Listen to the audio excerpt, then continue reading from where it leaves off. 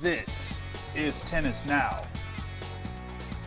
Rafael Nadal and Roger Federer disagree over a proposed change to the ATP rankings. Madison Keys and Jesse Levine earn Australian Open wildcards.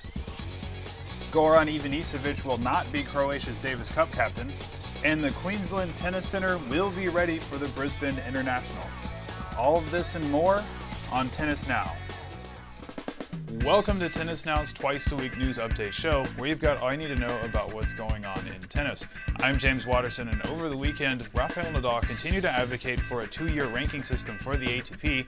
Madison Keys and Jesse Levine won the Australian Open wildcard playoffs, and we've got much more for y'all, so make sure to stay tuned. In an interview with the DPA, Rafael Nadal restated his desire to see the ATP adopt a two-year ranking system similar to the one used in golf. In this system, results within the last year would be valued higher than prior results, which Nadal said would offer better protection for players who pick up injuries. The Spaniard first proposed the idea at the French Open because of 2009 US Open champion Juan Martín del Potro, who had to face Novak Djokovic in the third round. Del Potro missed much of 2010 because of injury, and he dropped to below 400th in the rankings, which wouldn't have happened under a two-year ranking system. Justifying his opinion, Nadal, the ATP Players Council vice president, said, quote, "It's true that when you get injured today with a one-year ranking, you can go up faster, but you also have to come back from number 700 in the world, like what happened to Del Potro. It's more important not to have to come back from such a low ranking, and to play with less pressure when returning." Roger Federer, the ATP Player Council president, disagreed.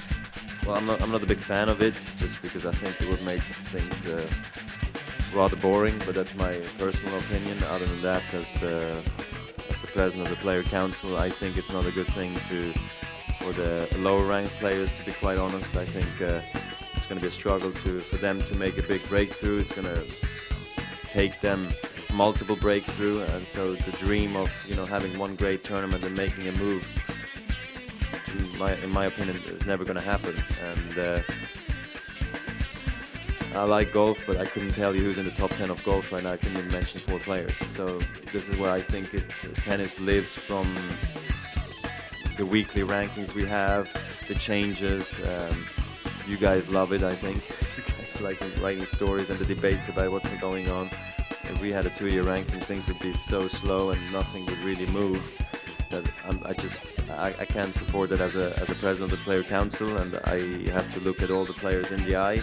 Not just, I know it could be a good thing for me or for Rafa or for other good players, because we would stay at the top for a very long time, and for us to move down in the rankings would take something extraordinary. So, but for the lower ranked players, I think it's not a good thing, and that's why I can't support it.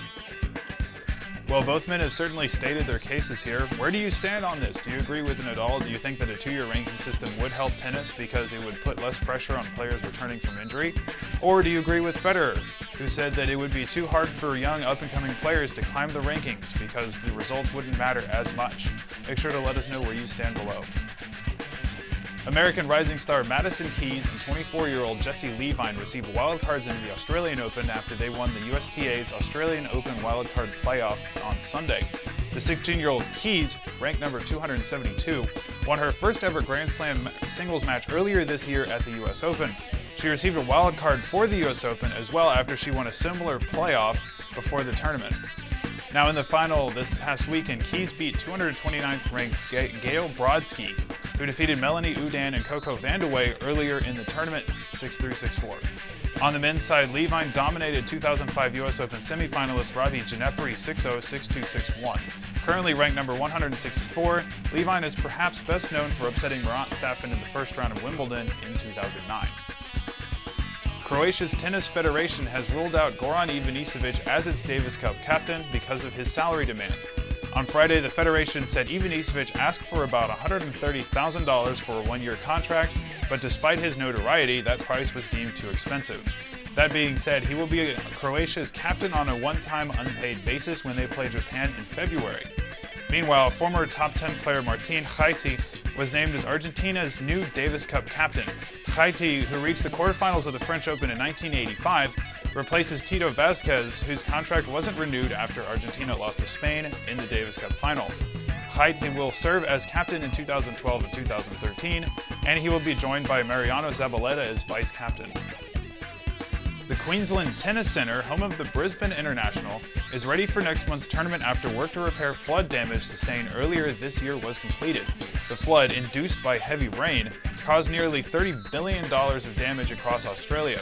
According to the tournament's website, at one point water in the Pat Rafter Arena was above the umpire's chair.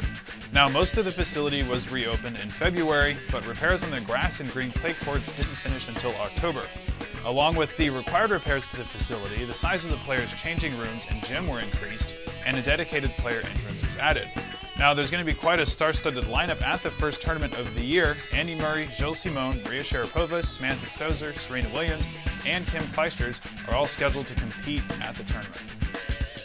And that'll do it from us. Remember to keep checking us out at tennisnow.com. Also follow us on Facebook and Twitter, and subscribe to our YouTube account to stay on top of what's going on in tennis. As always, thank you so much for watching, and we'll see you next time.